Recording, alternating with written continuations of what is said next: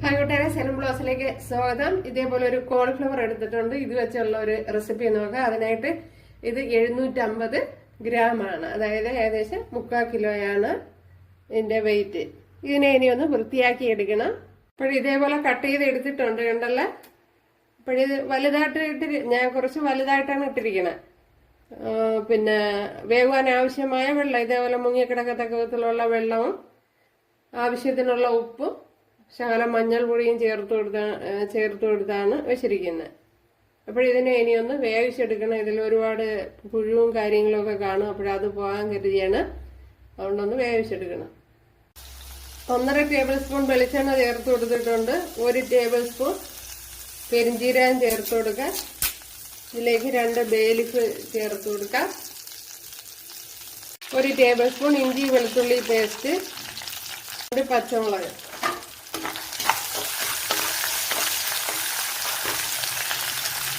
2 ഗ്രാമ്പു, 4 ഏലക്ക ഇതുപോലെ പൊട്ടിച്ച് ചേർത്ത് കൊടുക്കുക.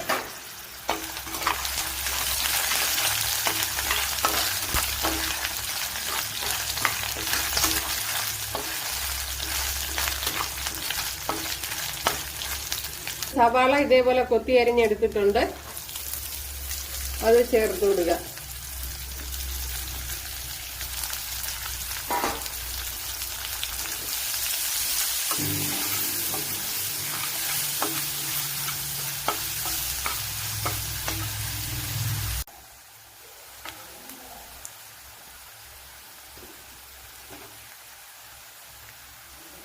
ഒരു 1.5 ടേബിൾ സ്പൂൺ മല്ലിപ്പൊടി,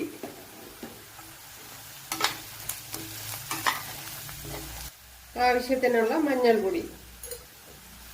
അത് കഴിഞ്ഞ് ഇനി 1 ടേബിൾ സ്പൂൺ മുളക് പൊടി ചേർത്ത് കൊടുക്കുക.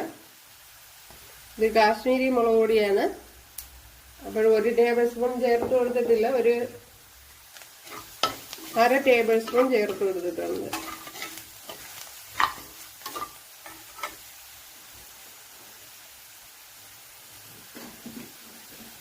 ഇതിലേക്കിനി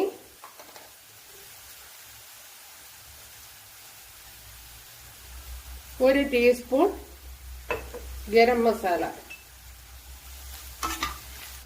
ഇതിലേക്ക് ആവശ്യത്തിനുള്ള വെള്ളവും കൂടി ചേർത്ത് കൊടുക്കുക. നമ്മുടെ കോളിഫ്ലവർ മസാല ഇവിടെ റെഡി ആയിട്ടുണ്ട്. കിടിലാണ്. അപ്പോൾ എല്ലാവരും ചെയ്ത് നോക്കുക. ഇഷ്ടമായാലൊന്ന് സബ്സ്ക്രൈബ് ചെയ്ത് സപ്പോർട്ട് ചെയ്യാൻ എനിക്കൊരു സപ്പോർട്ടാവും. അപ്പോൾ അടുത്തൊരു വീഡിയോ ആയിട്ട് കാണാമെന്ന് പറഞ്ഞുകൊണ്ട് എല്ലാവർക്കും താങ്ക്സ്.